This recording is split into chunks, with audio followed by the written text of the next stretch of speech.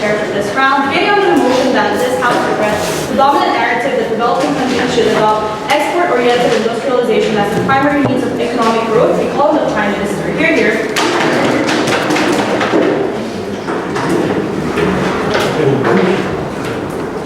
Are you all ready? Okay. It is true that the economic growth that started from Germany, South Korea, and Taiwan are miracles. They produced miraculous numbers of extra production and enrichment in that country. But notably, they were miracles.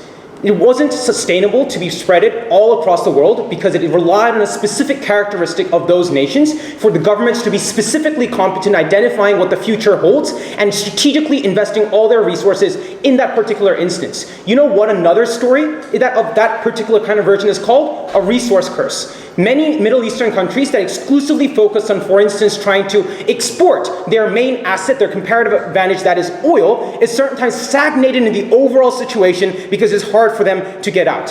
What I'm going to prove to you on my overall opening government case is to explain to you how a dominant narrative on export-led growth entrenches inequality. It entrenches domestic inequality by propping up certain institutions that hold power ad infinitum. And it also entrenches global inequality because there are certain nations who are just better at doing export-led growth, and therefore it doesn't give opportunity for countries who don't fit that particular criteria. Counterfactual, we like to support things like import substitution strategies. For instance, countries with a large market focusing on internal markets. No, thank you. What's that? Was that clarification? Okay, internal markets, or for instance, we'll even find with certain countries like taking on, for example, tourism-led growth or whatever. But the point is that this dominance is particularly harmful and that export-led growth is not the way to go. First argument I'm going to talk about is that how this narrative leads to domestic inequality, and the way I'm going to argue this point is to map out the timeline of development and explain to you why each and every step is problematic. Firstly, the first point where development starts is when you identify your comparative advantage, right? Many countries make the decision, for example, South Korea initially started off in saying that we have a huge ton of manual labor and therefore try to use that in, for example, building initial manufacturing goods. Many Middle Eastern countries focus on oil or in most of these different instances. In this overall process, governments are put in a dilemma in the sense that they have to identify their future for 15 years and correctly guess what that future, the most lucrative industries are. This is why oftentimes governments who misidentify that are actually plunged into stagnation and never really track out of that. But secondly, because you make a decision on what exactly you need to focus on, other sectors die out. You have to make an arbitrary decision of who gets to get wealthy in your country and who has to stay poor. And we don't think that's a decision that is going to be fairly for a couple of reasons. Firstly, because it focuses on, the governments have to make this decision swiftly. It's a game, it's almost a game theoretical way of explaining this, is that you need to talk about what's going to hold in the future quickly and try to maximize your resources on that, because if other countries catch up, you lose all that power to begin with. You had a POI. So the comparison is developing many different areas and you don't necessarily know how good you are in each of those areas. This means that shallow development is all. That's a blind bet on many different things. I don't think that holds. It doesn't mean that just because you have a bunch of different industries developing at the same time, that naturally leads to shadow industries, like shadow banking in China. That is not a logical conclusion that needs to happen to begin with. Secondly, second step is that you need to strategically invest and consolidate these industries. The best example and probably the most illustrative example are chaebols in Korea, or for example Foxconn in Taiwan, or Volkswagen, all those auto industries after post-World War II Germany. That these industries not only have strategic state investment being poured into those industries, but also try to regulate whatever kind of domestic competitors actually flow in. Why? Because you need to make sure that these companies are ready for foreign competition so that they become the money makers of that particular kind of country. We don't think that's not only do we think that's not fair, but that's what has terrible long-term consequences when it comes to the issue of inequality. Because you know what? When Samsung has a lot of money, they are now primed to jump into the next level of industrial strategy. For example, because they made a lot of money in manufacturing goods, they can also do so in information. The problem is all those other domestic companies simply cannot compete with those industries, right? And that means that in order for that inequality only worsens after every decade. You look at, for example, Japan, the same thing happens.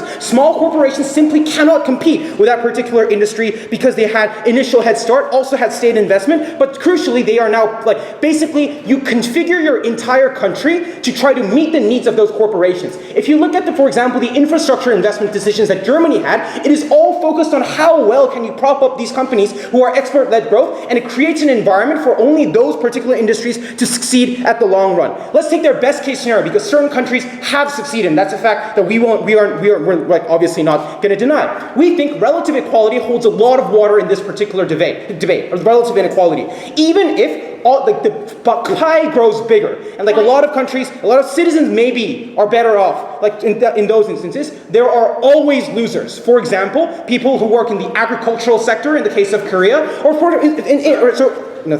or individuals who just don't engage in the auto industry in Germany. The problem is it leads to those people at the top of those business magnets to get only richer. Therefore, things like inflation happens. So therefore, the amount of meager money that these poor individuals have, even if just say stays constant, means that the value of that decreases constantly, and that's a huge problem because that has long run, no thank you, broad stroke consequences. Now let's talk about how this actually hampers global inequality. Argument is simple if you try to substitute the industry from companies, right? Because Germany and the United States have actually led the Industrial Revolution and the industrial spurt of growth, they are now also prime in engaging the next level of nuclear business. Certain countries are only going to be in the middle. To the instance, for example, if Germany leads the boat by talking about like IT technology and stuff like that, certain countries in the behind and develop, for example, semiconductors, obviously those countries will also lead like the phone manufacturing business or like AI industry business, because they constantly have a comparative advantage at the end of the day. But secondly, if all countries adopt this kind of export-led strategy, they also have to compete, which means there are always going to be winners and losers. The problem is those inefficient countries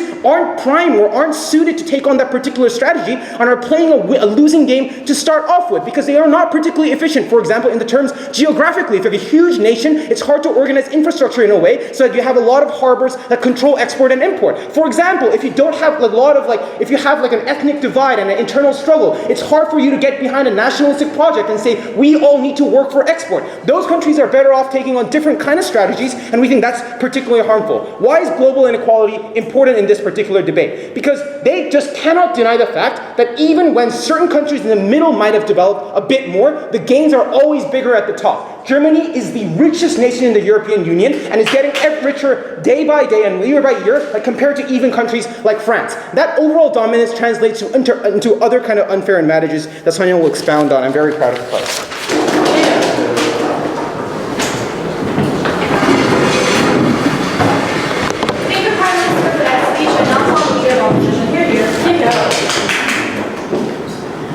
Developing countries do not specialize in one particular industry, they are doomed to lose out in a competition that is equal. Because note, I think the speaker before me was right to suggest that competition means the loser loses out. But that's not comparing this debate, because in your world, where there's protectionist policy, where you have a horizontal growth with all industries equally, maybe not less, but all industries equally, richer countries do it better. They do it better in agriculture, they do it better in telecommunication. So if you have to hedge your bets, you might as well hedge your bets on the thing that you are best at. You stand your best chances with that. What is the position on the opening opposition? We have two things. One, we prefer countries moving towards an export-led growth, which means that you pick your comparative advantage and you structure your whole country around. I'll point to a few examples. Bangladesh moving into IT or textiles, Vietnam moving into rice, Malaysia moving to palm oil. This means as time goes on, there is a diminished need for industrialization in other parts, so agriculture and so I don't think the speaker before me suggesting that SMEs lose out or agriculture industries lose out is such a big of a harm, because we think there's a natural transition that governments do. Often they subsidize the death of these industries that we support. But the second thing we support is obviously this comparative advantage can change. If initially you thought that you had a comparative advantage in oil, like Malaysia had, and then eventually moved into palm oil or rubber as the industries move, we are more than happy to move the comparative advantage.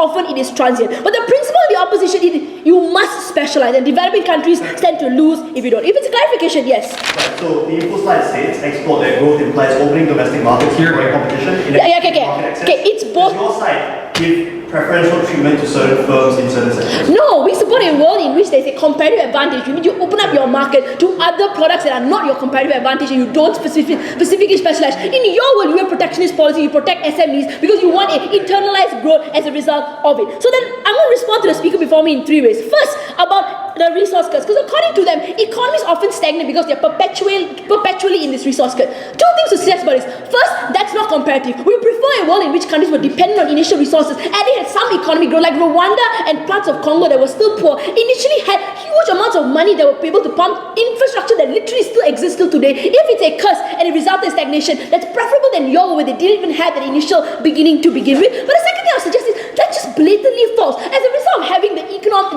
resources that were monopolized by you, that's the reason why Saudi Arabia could turn Dubai into an industrial hub. It was the reason why people initially put FDI and then wanted diversification of economy. You must have a position in the economy in order for people to initially put trust into your economy. If things fail in your world, there's no resources to rely on. There's no comparative to rely on. So I think a resource scourge is not comparative. We agree it's harmful, but it's worse in your world. Second, they say it entrenches inequality, because the first thing they suggest is the identification of a comparative advantage is often misidentified by governments. Three things to suggest about this. First, if governments are faulty, the comparative is worse in your world, because they will be literally running protectionist policy. Malaysia is the best example of a government that is screwed up in terms of identifying what is good and what is not. So in your world, they'll be running the company, they'll be running what they think is a good economic strategy, and they'll be misidentified worse. But the second thing I'll suggest is it's not true that governments misidentify. Often the IMF, the World Bank, OPEC all have an incentive to make sure you get the right comparative advantage, because regional blocks are dependent on it, because they ensure that economic stability is literally trickle down effects, right? So if you fuck up, everyone else also screws up as a result of it. But the third thing that Phyllis POI knew that they disregarded was you would have shallow development across all. The reason why he says it's not true is because we can make everything great, but resources are limited in a developing country. Welfare often is needed. You're literally recovering from turmoil and warfare in some places. Resources are limited. If you have to spread your money, it's probably going to be all of them equally lower. And as a result, if one fails, everything else trickles down. You don't have a buffer in terms of economic recession. Malaysia is a great example. In 1997, when we didn't accept the IMF loan, we didn't liberalize, when our sector was protectionist and it failed, other industries that relied on it also failed because we didn't have a strong buffer as a result of it. But the last thing they say is, hang on, we will always lose in terms of competition. We need relative equality for small companies. Like, two things to say about this. First, small companies is not in and of itself a benefit. Like, if I prove that they are more harmful to the economy, they don't actually provide good jobs, that is probably worse. But the second, in your world, when it's internally done, and it's like in your world, companies are small and they're competing against each other, they often drive wages down. They don't provide sufficient enough growth to mechanize at certain parts, to have development of talent that companies often have when you invest in one specific comparative advantage. So I'm uncertain why we care about SMEs in this debate to begin with. Argumentation. Have a seat. First, why we think countries need the dominant narrative that we need an export-based economy. Because note, if you want to suggest that developing countries are bad at economic decisions, if we don't have this dominant narrative to pressure them into picking a comparative advantage, the comparative is worse. First, they are more likely to have a plethora of options that they are unable to pick, or they are more likely to be transient. I'll give you a few examples of this. Like in parts of Indonesia, where they picked initially that they wanted to involve in palm oil, but eventually decided to diversify all across. It was led by corruption, by government-led companies with political motive. As a result of this, we think a lack of dominant narrative gives countries too much control in a world in which developing countries often don't have an incentive to make purely economic reasons, so you make it worse. But the second, if we didn't have a dominant narrative of comparative advantage, you literally give developed worlds the ability to lock out countries, because you can gain your goods from countries like Canada, because everyone is developing agriculture. The whole world does agriculture, intercom and telecommunication. But in a world in which you had comparative advantage, you would have to trade with countries like Malaysia. You would have to trade with countries like Indonesia, because they're the only countries that have a monopoly on gloves, on rubber, like on the rubber industry. Post 1945, post World War, Malaysia was the biggest exporter of rubber in the whole world. So the automation industry was dependent on it. This was the only reason countries like Germany had relations with Malaysia. Otherwise, we would be isolated. We wouldn't have access to the huge market. We also wouldn't have the capacity to charge higher prices. Like, the only way we gained so much money in OPEC was because we had a monopoly of the comparative advantage you wouldn't have. So I think if governments are shit, we would rather a dominant narrative that prevents that horribleness from actualizing. Second part of this debate, why we think having a comparative advantage is better. Two things I suggest. If we don't continue with status quo, and we had a world in which countries picked relatively similar economies, or they eventually picked different sectors, you would always lose out in the global economy, because it's just a true reality that if you had to pick, the only reason people want to move to China, because on a comparative advantage, they had cheaper labor, they had more access to people who are in manufacturing. If we didn't care about this and we equally developed in every sector, but one specific sector wasn't great enough, you would trade with the country next to you, geographically similar, probably have a trade deal with. As a result of this, if developing countries don't have a comparative advantage, the developer will leave them behind. But the second, why is essentially important to have a singular growth? Because they say we need horizontal growth for SMEs. But this is probably worse off, because a focused growth means two things. One, oftentimes times it's true that FDI doesn't enter countries unless you have a reason to. In our world, when they say primary reason to, often FDI comes in and diversifies the economy, as we saw in Malaysia. In your world, they would pick countries that are richer, more developed, and have a track record that is good. If we don't do this, we are doomed to lose out in a world where everyone can do everything better than us. We might as well stick with one.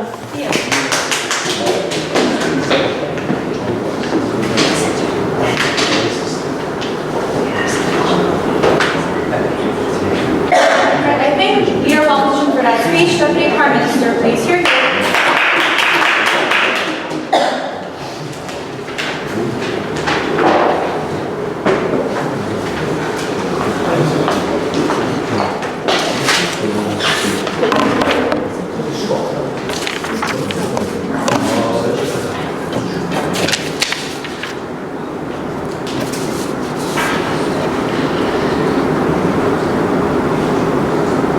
Two clarifications before I start my speech.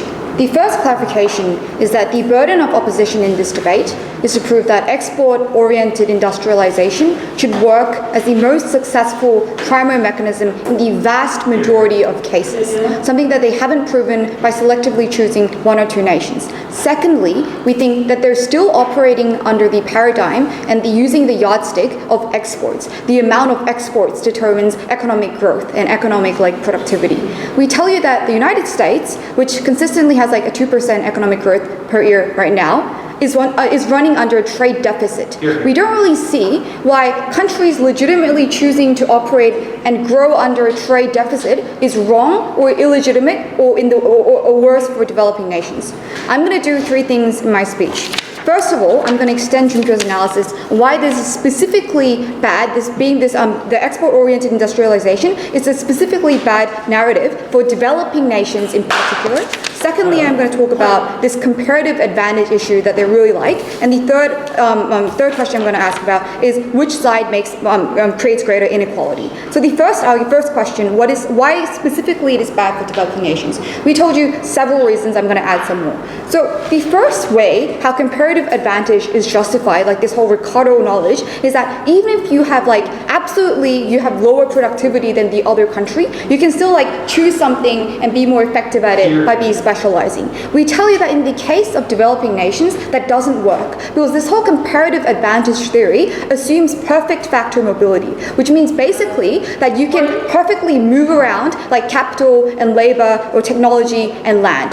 This isn't the case in developing nations. We told you that this might be true for cases like Japan, but in developing nations, when workers and industries are particularly ill-equipped to transition to other industries, transition to other skills, and they have very narrow skills, and they don't have capital to begin with, we don't think that perfect factor mobility, the whole assumption that underpins this comparative advantage theory, doesn't exist in developing nations. But secondly, the second way they can justify their whole arguments is the compensation principle, which basically says that, look, even if you lose out, and some people will lose out, like Junta talked about the agricultural business, the government can still compensate the losers enough to have a profit. This still doesn't work in developing nations. Why? Because we tell you that these developing nations, by their nature, are very weak welfare states. They do not have the ability to compensate for the people who lose out. For instance, the agricultural sector, which is why the compensation principle doesn't justify their logic. But thirdly, we say it's especially bad for developing nations to have an export-oriented industrialization, because usually their comparative advantage is natural resources or cheap labor, which is why these developed nations are choosing to trade for them, which makes them especially vulnerable for exploitation by developed nations. Particularly, Madam Speaker, this is really important in the new context in which international trade agreements, bilateral trade agreements, deliberately fuck over these nations. For instance, countries like Korea and Japan and Taiwan were able to grow with strategic protection of protecting the companies that they chose to prop up. What is different now is that bilateral trade agreements by the WTO makes those regulations and protections illegal. For instance, they banned the local content requirement, which requires foreign corporations building local subsidiaries to use some of the local productions in their inputs. The WTO banned that and said that's illegal. In this new context, we think it's especially vulnerable for these developing nations to choose that export-oriented strategy when the playing field isn't equal to begin with. Secondly, we tell you that these bilateral trade agreements have really low like labor protection standards or really low environmental protection standards, which is particularly bad for these countries that specialize on like cheap labor or specialize on their natural environment. No. We tell you, why is this problematic?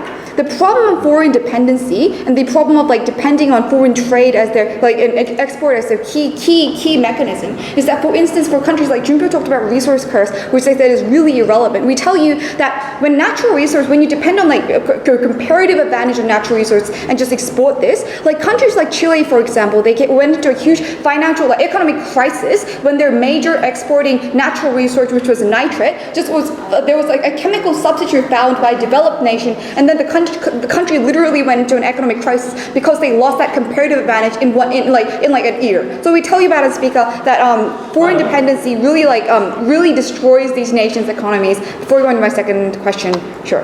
Then debate is a comparison. So in that case, can you give us an example of a nation who has succeeded under your policy and tell us why that's the more dominant narrative? Okay, so like China, for instance, they focus on like having more like domestic manufacturing. We think that China is like arguably the economic powerhouse of this century. There's your example. Second question, comparative advantage, and will that actually work? They tell you that countries like Bangladesh will like have a comparative advantage on IT. What Junpyo told you and they conveniently chose to ignore was that these countries will always lose to other countries like the United States. Maybe they might have an advantage in the short term because of the proximity, but we tell you that in the current state, and especially in the long term, when there's huge cross-border M&As and acquisitions, and when there's like one or two global companies basically dominate an industrial sector, we think that like countries like Apple could literally build factories inside Bangladesh and crowd out those companies. We also tell you that these large like US companies have an advantage in the financial sector because they usually crowd out all the loans and capital like investments that could actually go to the local companies.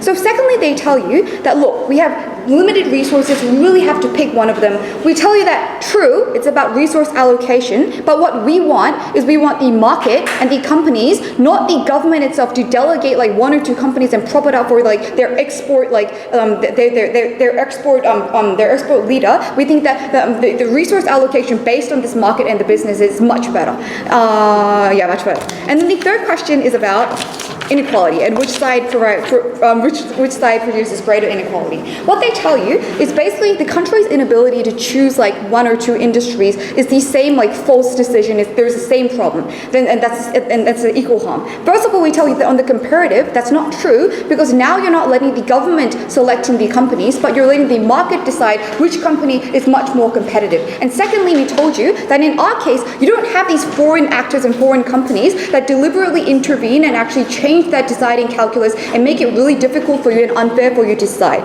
Then they talk about how like small companies drive wages down, which I first can't like agree to because like wages are decided upon like supply and demand. We don't really get that. But secondly, we tell you that in fact these large companies are what's actually like creating really bad labor environments for these workers. They have like subcontracted suppliers, for instance, which aren't regulated by the government or by the companies. We think that these are the problems that are happening in the status quo under their model. For these reasons, happy to propose.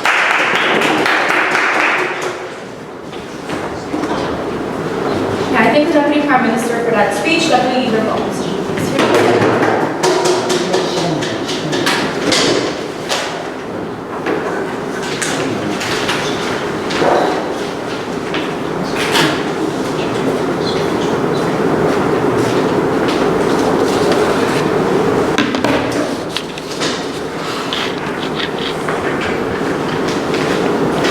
The biggest benefit that came from opening government is to assume that there will always be losers when you have a comparative advantage. But we think that a lot less people lose in comparison to yours, where people and countries literally didn't have a shot and often die out a lot faster. The Malaysia 5 years plan made farmers into IT workers who are easily able to shift from one comparative advantage to another, given the fact that all your industries are tied to that industry that has increased development and increased investment. Their world is one with shallow investments that does not allow these developing countries to actually be able to compete against countries that are actually already developed. I'll first deal with the speaker before me before I explain to you how regions that do this developing regions that do this are a lot better off in in our world. But before that, let me deal with the opening government. So first, let's look at what the comparative is on the model, right? They gave us two things. The first, that US and essentially is dropping in terms of their comparative advantage, right? This only means that the US currently isn't doing it well,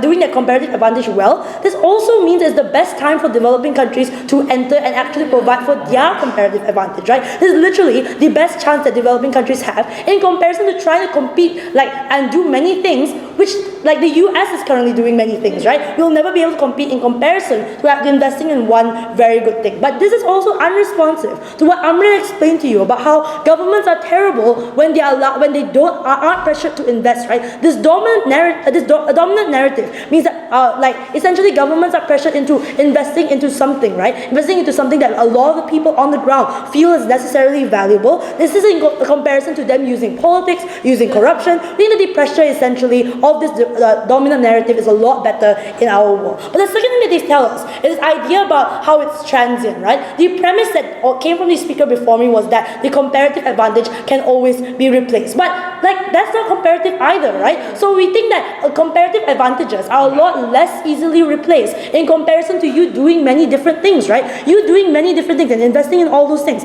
means that each one of those can be replaced, but none of them were done very well, right? This is in comparison to a comparative advantage that number one, you invest very deeply in, meaning that the trickle-down effects of infrastructure and investment also are able to be benefited from this comparative advantage investment. But secondly, it also means that you're able to shift around, right? Given that industries are tied to that comparative advantage and the profit that comes from that comparative advantage, everything else also gets better in comparison to your world. You literally have to take a blind shot at everything, right? But here's the next thing that they said: it cannot compensate for the deaths of SMEs. Yeah, but let's look at this in three responses, right? The first is that our countries would restructure all these SMEs to be tied to our comparative advantage. So training farmers into becoming engineers or IT specialists. We think that that's something that will have. We have actually more incentive to invest in these people compared to yours because we want them to be successful in our particular comparative advantage. But in your world, literally everything would be imported within your world, right? Farmers literally lose out in your world because everything comes in rather than being sold within these markets, right? But there is this next thing, right? Sorry, as in when they try to localize, that's more harmful on their side, right? But here's the next thing, right? We also say that SMEs aren't like a strong benefit, right? So when they try to localize and they don't import into their countries, it means that all these SMEs are essentially a lot easier to die out, right? SMEs don't have the infrastructure that MNCs have. The SMEs don't have the investment that MNCs have. They essentially are really harmful to them, right? We think that a lot of times SMEs aren't the solution, but rather MNCs that are able to bring in development and transfer skills are the actual solutions that are only possible on the opposition side, right? Even when they say Chile, right?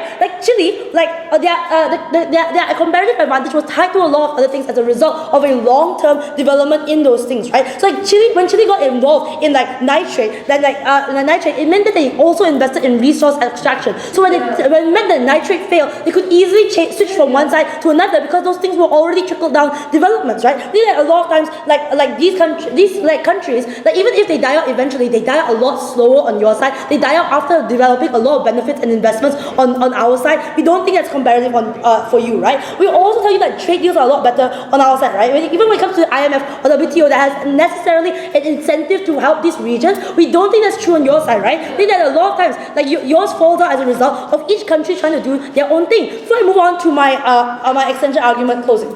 Right, but these comparative advantages don't come out of nowhere. It requires time and protection in the free market for these countries to be able to develop those industries such that they become internationally competitive. Where do your comparative advantages come from? Yeah, so this means that essentially by the geographical location of these countries, they essentially have those resources that are only unique to them or particularly unique to them, right? This is in comparison to you trying to fight for IT, but you always lose out to South Korea, right? We think it's also about regions, right? That's why I argue to you that essentially these regions have are better able to work in blocks in comparison to your world, but each country is working on their own, right? This means that when each country localizes and doesn't try to reach out into other regions or always try to compete against other regions, they always lose out in comparison if they had worked together as a regional block, right? In their world, this means that the whole entire region actually always like trails behind a region that's already developed, right? It's true they already had the industrial revolution. They already had the ability to develop further into different aspects.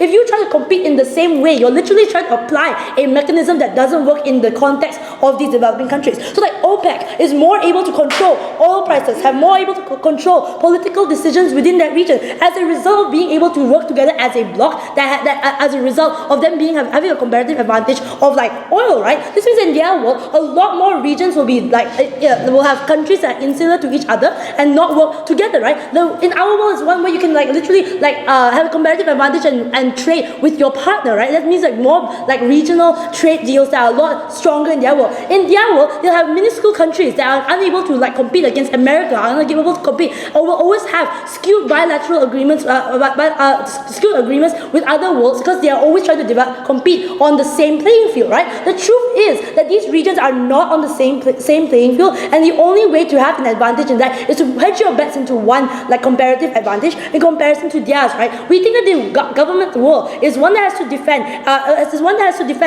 like all these regions working alone and trying to localize, but at the same time not having the pre-existing and established skills in order to do that.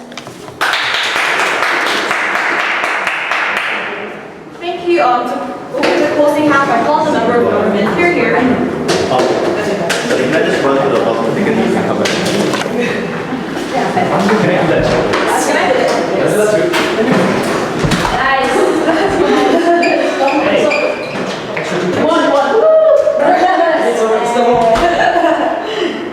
So automatic fourth. Not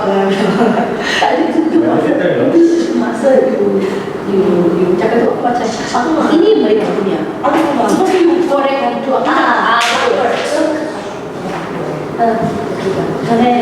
ada itu macam aku sendiri boleh tapi macam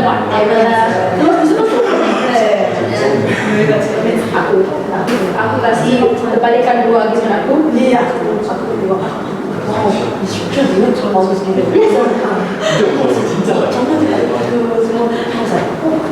Aku bentang je. Aku macam kenapa itu negara bodoh? Ini sebab dia. Oh, I just realized it's recorded. Oh, you don't consent can just can I prove that by consent? Technically you can because they keep recording first. Can I ask you a question? Yeah. Me? No, you stop the recording. For sure. Yeah. You call it bored one. Because we are the most shadows. That's always like before. Yeah. It's given the truth. Okay, now you can record it. But they can't also work. Because you guys only, like you're always in this room getting recorded, and whenever we prep, you guys are right at our. I'm saying it's whatever, so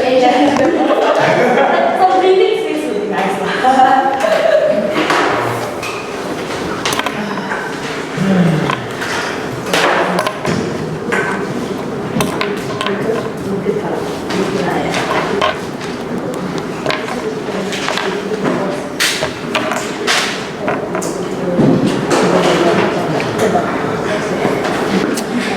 I wish I didn't have to do this because I actually have a lot of cool material that I want to get to, but let's give some clarity to this debate.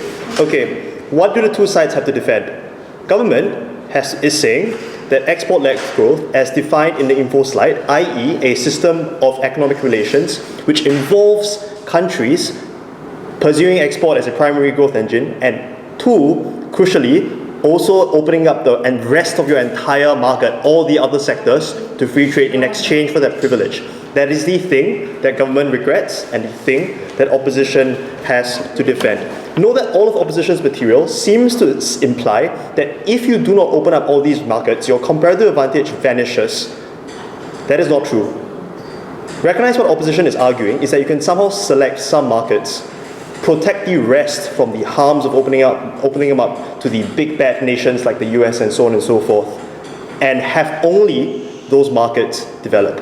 If that is not true, as I suppose they're whispering about, then their alternative and what they're actually defending is just a world where Malaysia does nothing except focus on its own sectors that it deems to have comparative advantage in. In other words, Malaysia will not attempt to develop SMEs. Malaysia will not attempt to have any sort of manufacturing. Malaysia will not attempt to do any sort of financial services. All Malaysians will do is work in palm oil plantations and do other things that Malaysia has a comparative advantage in. That's terrible for a variety of reasons. Firstly, I want to talk about Malaysia, which is strange, just as a fact, because Malaysia has tariffs in many sectors, and it's therefore a strange example for them to pick as the grand example, of like a country that goes for export-led growth. But let's look at what actually happens when you make the trade-off of opening up your economy in exchange for a market in an area of comparative advantage. Firstly, it is bizarre to suggest your comparative advantage goes away if at a moment at which you put tariffs on other sectors. So suppose you're Malaysia and you think, like, I should just stop talking about Malaysia, this is a bizarre example. Suppose you're any country and you think, it might be good for a country to also develop the beginnings of a middle class where people do things other than grow coconuts or work in the mines or dig diamonds out of the soil. Suppose you think it is good that people sell things to each other or that they make some of the things in their own country so that you're not entirely reliant on imports, so that people begin to gain skills so that they can do things other than work on the ground. Then you might think it might be useful to have tariffs in place so that the goods you make, while of a lower quality than goods that will come better and cheaper from the rest of the world, from places like the US or China, will not infiltrate your market and drive those producers out of business. So you would then have a mixed policy where you have tariffs on some things and open up your sectors in other areas so that people will come in and invest in your resources and so on and so forth, while at the same time like managing to protect your industries. Now, the issue is, of course, why is this trade-off in this debate? Because the Washington Consensus was a terrible deal that the first world tried to impose on the third world, saying that, giving them the false choice, that if you impose tariffs, we will refuse to allow our companies to go there. This was false, and they were able to do this because of the massive amount of power imbalance that existed between different countries at that time. The truth was, the first world never had any control over the companies that they claimed to have, which was to say, the USA could not have prevented Apple from setting up a factory in Foxconn, even though it claimed it was able to. The point is, all the benefits of comparative advantage could be reaped on our side. They had to answer why it was important to take the broader deal of opening up your markets altogether. But note that even if we thought that it was like we had to defend somehow applying tariffs across the board and not being totally open with regards to comparative advantage, if your country genuinely had a significant comparative advantage just because of natural resources or labor costs, firms would still want to come in as long as the labor cost was cheaper than the labor cost of doing work in their respective countries. Like, as if you would not want to invest in oil if it existed somewhere. You would still be able to make some profits even if that was tariffed or taxed. Where will the tariffs and tax go? The benefits on their side primarily float back to the producer nation, so to the capital nations, right? So the capital owning nations, the investor nations, that's where the profits float back. If you tax some of that profit, you could redistribute that amongst your populace. You could maintain worker wage laws or maintain unions in a way that was beneficial to your populace. We thought that was the consensus that the third world ought to adopt, rather than a terrible Washington consensus that has fucked them over for the best part of the last century. Yes? So your opening suggests that there's a resource stripe, that you cannot have a comparative advantage because other economies die. But you're suggesting you can have a comparative advantage as well as other companies. So like, you group all the harms as well. No, so like they only talk about resources. You can have comparative advantages, lots of other things like labor costs or like just being able to do something better than another. I don't understand why these things are contradictory. Okay, so let's just get on to material. Our stance is pretty simple. We think that time is right for the world to once again adopt tariffs for some industries and protect workers over the absolute chase of economic growth. 3 arguments. Firstly, I want to examine why free trade is bad for workers. And note that this is true not only in a developing world, where it is more obviously true, but also in the developed world, which is to say, the orthodoxy hurts everyone.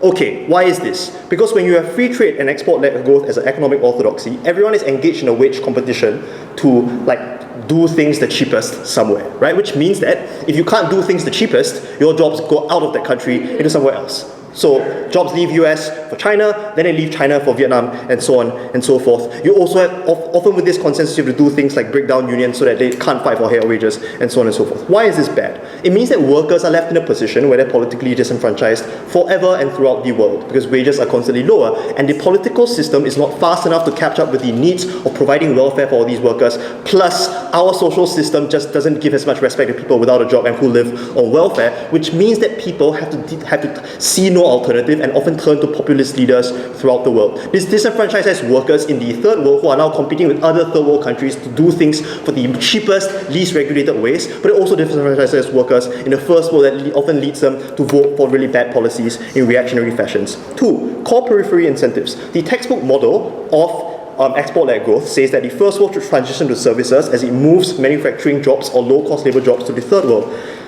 1, there's a clear incentive to keep the third world doing that and that alone, which is to say the technology transfer that is promised by the textbook does not happen, and they often and the capital and profit often flow back to the investors from the first world, which I already said. But secondly, in the age of low growth, there's nowhere to go for the first world, like beyond once they transition to the service sector. Most first world countries are facing some degree of productivity cap, which means that wages fall not just in the first world, but that has a knock-on effect of causing wages to fall across all sectors of the market, including the third world. This is an orthodoxy that has left workers in all parts of the world earning less than they did before without a commensurate gain in living standards. That means they're politically less enfranchised than before. There is no reason why you can't have the comparative advantages that everyone in this debate wanted while still protecting those workers. We're so proud to propose. I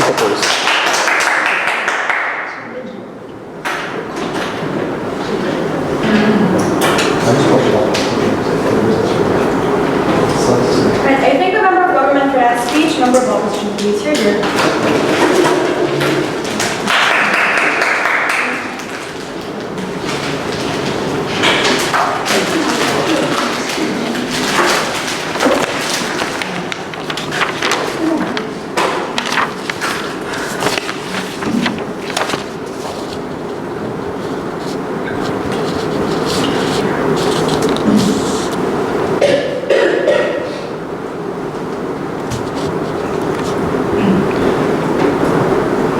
On closing opposition, we don't think this debate is necessarily an economical forum about which form of economical process is like the best long-term or the best stable. Like obviously we're going to engage with that too.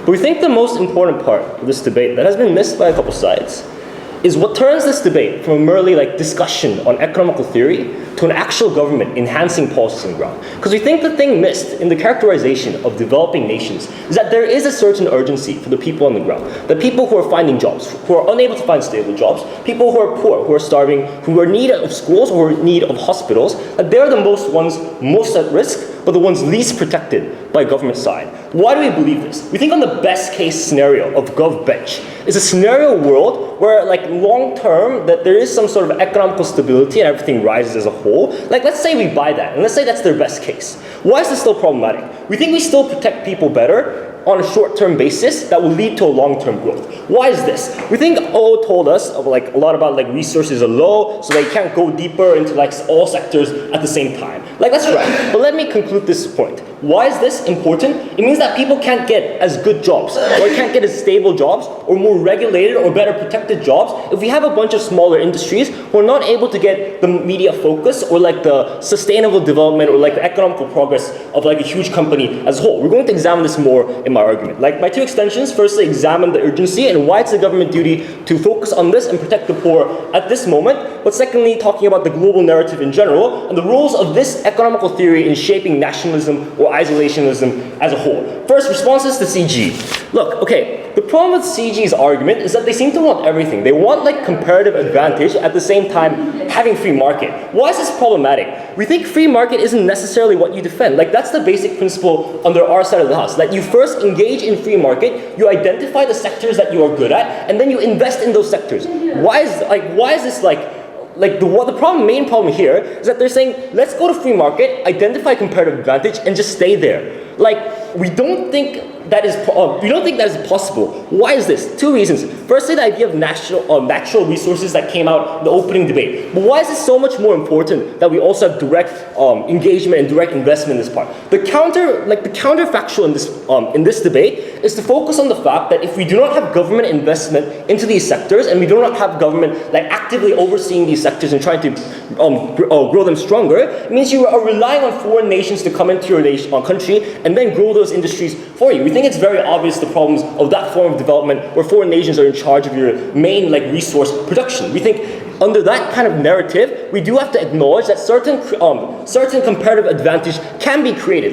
If there are sectors that you are doing slightly better at, but could do much, much more better if you massively invest into those sectors, we think we identify those sectors and we invest in them. We think the comparative is missing under their side when they say, let's have free market and let's have this motion, but not just have what Op wants, which is to maximize the benefits of that situation.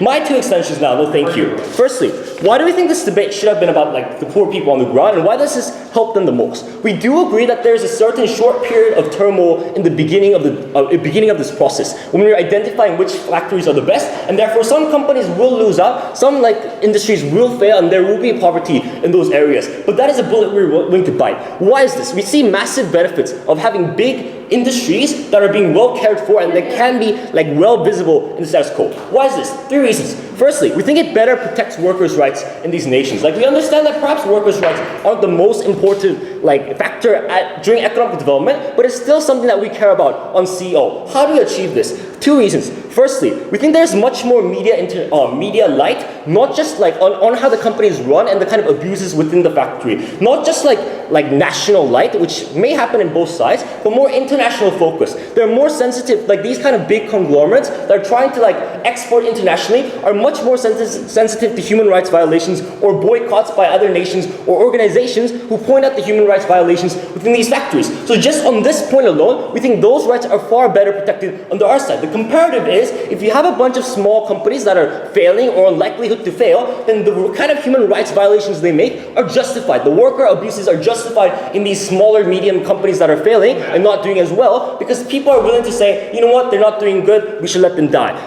On the other hand, we think the second reason is that there's much more funds, Madam Speaker, that when the government is more willing to fund these corporations, and we have one big corporation like Samsung that is visible around the world and visible in your nation, it's much more likely that we're going to care about the situations happening within this company, and also leads to more the workers themselves feeling that these are rights they deserve, that they can ask for because they understand that this is a very important industry that is doing well in the nation. So we think worker rights are not protected under their side, which is some argument about free market and still FCA, but rather under our side of the house, where we give you a direct comparison and analysis of why that happens. But secondly, we think it creates much more stable jobs under our side of the house. We think stability is important. We're willing to bite the bullet and say at the beginning, initial stages, maybe there is instability when the company initially enters free market and tries to find their comparative advantage. But once they do, and they create a huge industry that can survive and that can compete against international organizations, that creates job stability within that company as well. So why is this so beneficial for our side of the house, Madam Speaker? When we have more stable jobs, but jobs that are also better paid because these are successful industries, but jobs that are also required by international standards and by national standards to have better working conditions, we think at the end of the day, at least principally speaking, we have a much better working environment and a much better model for worker success under our side of the house. If you want to defend the most vulnerable actor on this debate, that actor is only defended under upside. I'm very sorry.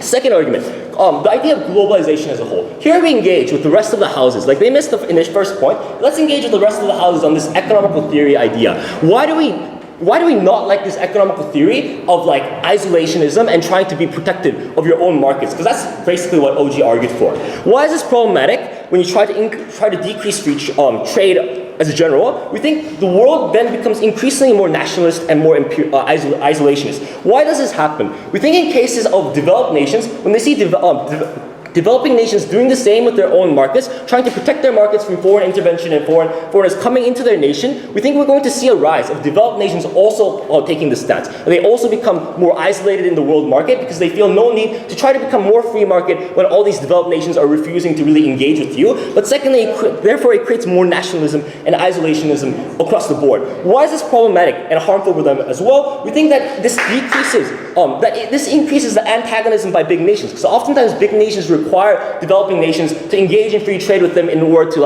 have more political or economic alliances, we lose all these situations on the other side of the house. At the end of this debate, we think CEO uniquely told you why we protect the most vulnerable actor and why we have a better theory for the world. Thank you. Thank you, member of opposition, for that speech. Government please. Here.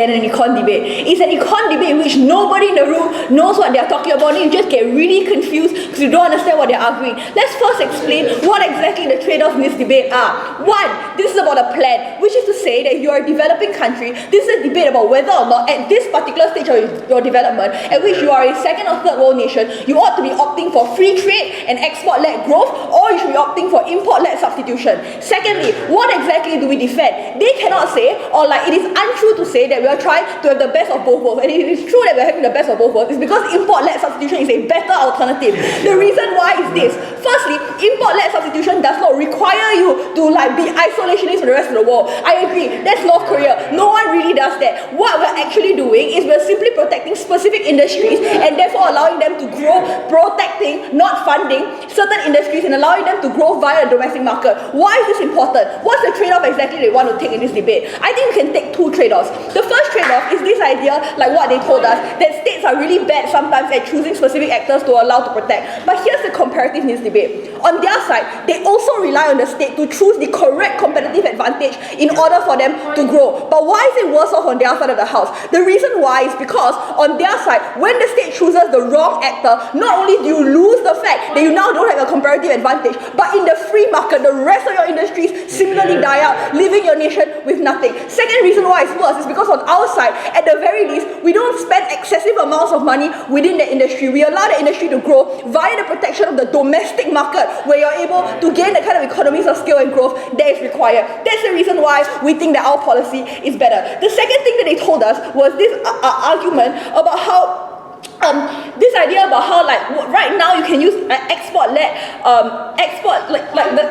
the second trade-off that we're willing to take is the idea that sometimes when you put tariffs on your own country, you protect certain industries within your own nation, it is potentially possible that other nations will also impose similar tariffs on you as well. Here's an analysis that Jan gave you that they never wanted to deal with. Firstly, I think that's a short-term harm that we can probably accept. The reason why is very simple, because oftentimes the countries that already have comparative advantages, i.e. developed nations around the world, are probably much better at the production of certain things than you are, which means that if you impose tariffs on them, they are willing to trade with you. That doesn't really harm you that much, simply because just the point is that you can't compete with them on those platforms anyway. The second reason why we think it's much better on our side of the house is because at the point at which you do impose certain at the point at which you are a developing nation and there is a particular industry within your area that could potentially be a really good comparative advantage. Maybe you have a developing workforce, maybe you have a lot of resources. Even if it is true that you put tariffs on these particular comparative advantages, countries and MNCs all around the world are always looking for new markets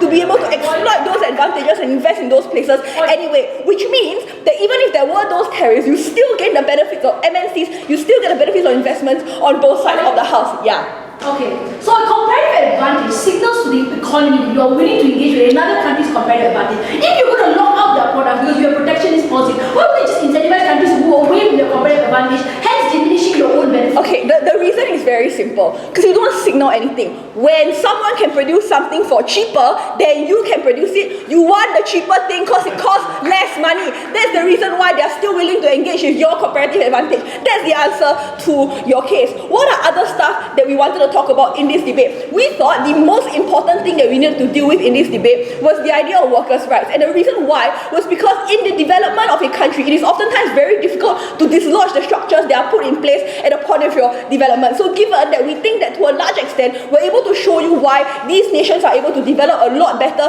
under import substitution, but recognize that even if that was not true, and maybe like both nations have some sort of success stories on both sides and are able to create some sort of benefit or economic progress at the end of the day, the problem is that the amount of inequality that results from their policy of free trade is much worse on their side versus one of import substitution. Why exactly is that the case? Firstly, we argued to you that free trade oftentimes locks these developing nations within the structures that they are already in. No, thank you. Because in a world in which there are certain developed nations that are able to exploit you, this means that you have to be able to do things as cheaply as possible. So if you've already decided, like what they wanted to say, that your comparative advantage is labor, that means that you are stuck with that specific comparative advantage because there's no ability of any other industry within your nation to be able to grow in the lack of protection that the government gives you, which is to say that you must continually ensure that your labor is the most competitive and the cheapest in the world to be able to do better. Why is it intensely problematic? Yeah, you know that thing, like the global poor are like locked in a system of no alternatives.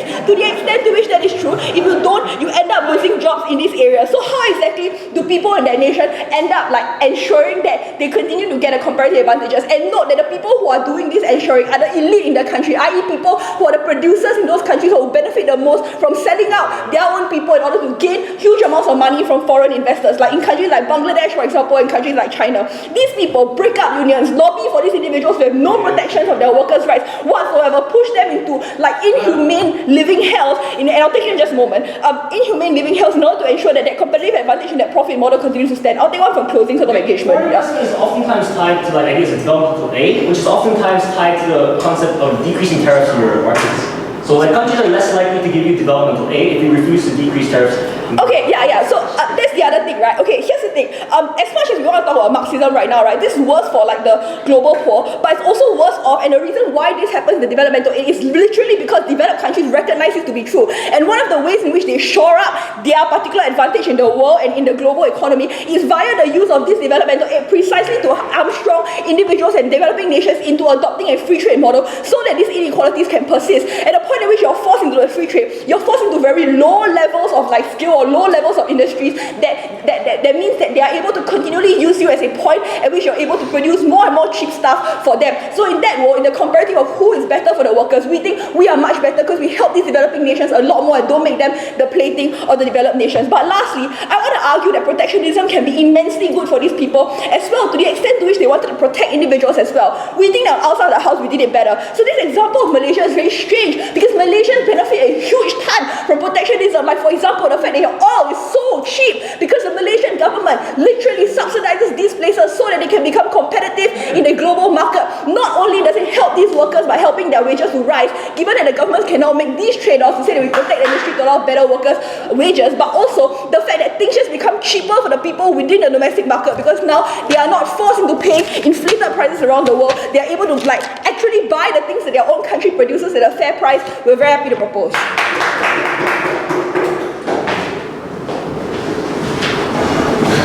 Thank the government for that speech. I call on the last speaker, opposition leader here.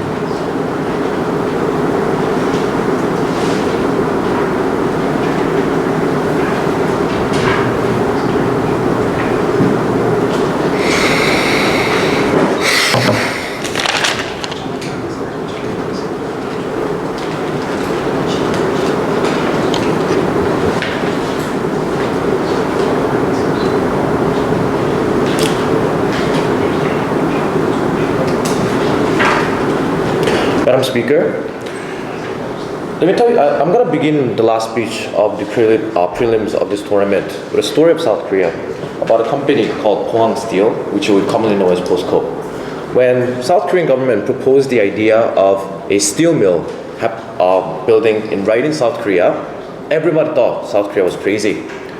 IMF denied the funds. World Bank denied the funds. Why? Because South Korea doesn't have a lot of steel reserves. South Korea doesn't have the technology to do so. And yet South Korea persisted. And what did they do? They eventually ended up creating the 4th biggest steel mill in the world, right? The fault coming from the government side as a whole is 2 assumptions. One, they believe that comparative advantage is something that is inherent and something that is hidden, that it has to be found by some sort of chance or some sort of magic, that government can make mistakes in terms of how they do it. I think we see a couple of examples back and forth, again and again, how actually it's comparative advantage is not something that you're naturally born with. I mean, yes, some make it easier. For example, if you have oil reserve, I guess it's easier for you to export oil. However, I think especially in the current climate, just simply having oil isn't enough to do so. We think there's plenty of options that those countries that are plenty in oil can transfer that abundant resource into other developing comparative advantage in other things. In other words, what basically the closing opposition told you from the first speaker was a comparative advantage. Well, it was more nuanced. I'm bringing more explicit, but essentially the comparative advantage is something that actually can be developed. We saw that also in cases in Britain when they basically banned the export of raw textile, of raw wool to go out of Britain so that they can actually industrialize their textile industry and therefore become one of the biggest textile exporter in the world, right? Basically, that's why their case, the opening government case, essentially falls, because their idea is predicated. You had a chance, come on. You're already packed up too.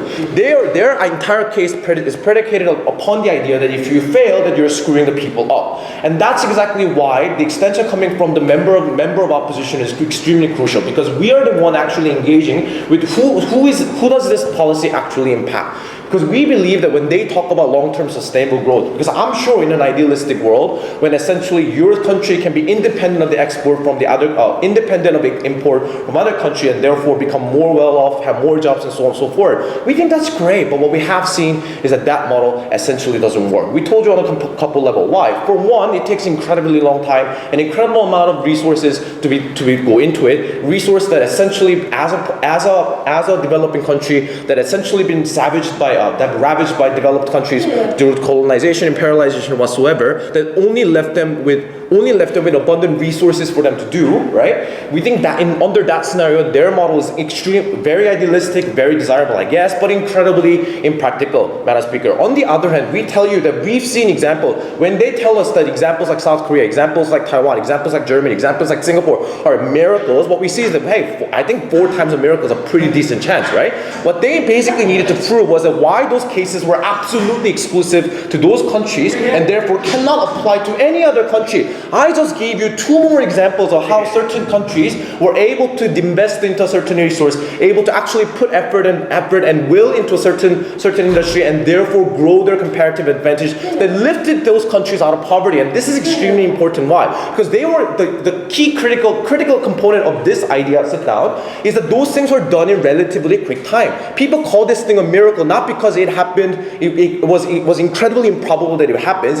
People call it a miracle because it happened in an incredibly short period of time. And we think that's why it's important, Madam Speaker, because while we're discussing this, while they're basically fantasizing about their fairyland where unicorns are pooping rainbows and shit, under their side, people still starve, people still are robbed of education, people are still robbed of government protection in terms of certain regulations, worker rights and whatnot. Sit down, please. So essentially, at the end of the day, you have to assess which team in this debate essentially helps the people that are suffering under those deprived situation face. And we think it was a closing opposition that tells you that one, it is incredibly urgent that in fact, in terms of development, yes, stable development may be nice, but it's incredibly impractical in that we think that upon the urgency of the issues that these people face, we think that quicker ability to achieve this development quicker is something that we can actually value. Closing. Right. Picking a champion to invest in is harder than picking a sector to protect. Why make that choice and trade off other sectors of the economy or default to keeping your labor, keeping the competition for low wage labor? if I understood that idea correctly, it's not just about picking. It's not about just picking the industry or picking the specific corporation. In that actually essentially stems from the idea of Washington Consensus that he basically denounced in terms of how state-owned enterprises are bad, right? Pohang actually started as a state-owned enterprise, became private. We think that POI essentially had no meaning because of his basic argument. I can see that you didn't understand. I'll talk to JD about it. Anyway, sit down. Anyway. So in the end, the impact of the argument today coming from closing opposition is essentially we're the only ones that actually think about people. Why? Because we told you a couple of things. One, when certain industries are highlighted in that country, we think that it's much easier to talk about labor rights in those countries, right? When essentially entire world gaze is upon that single institution, that single industry, we think that it's a lot harder for these people to hide the factory workers under a blanket. On the other hand, one of the comparative is this. For them, a lot of different industries are developing slowly and developing under kind of a bit of an umbrella, right? Under that scenario, it's incredibly harder for their government, which is limited in capacity and limited in terms of even incentive to actually regulate these kind of things. They're not going to be able to enforce under any level. On the other hand, we provide some sort of a mechanism where instead of the government, other entities such as other corporations, other international corporations, by attracting attention to that particular industry where most of the people essentially engage in, and therefore going to that. What closing government tried to tell you was that essentially when these industries failed, the harms are going to be immense because of all the other things that are connected to it, right? But when we're not entirely sure why their case is essentially being as good as they are, predicated upon the idea that we fail. Because we already given you multiple instances where these didn't fail, in that as long as there's enough governmental support and sort of allowing them to grow as we saw in Samsung and whatnot, we think that that's actually possible. And so on the second level, we already told you that essentially on the global narrative, this is going to be incredibly harmful. Why? Because as the status quo, we see multiple of these developed countries surviving upon the developmental aid, and that comes in forms of loan, that comes in forms of investment, that essentially comes into these countries to help, right? So therefore, under their side, it's incredibly unlikely that these things, essentially, when these countries outright denounce the idea of a free market, that those things will still flow into that's going to allow them to have enough materials to achieve development, and therefore extremely proud to oppose.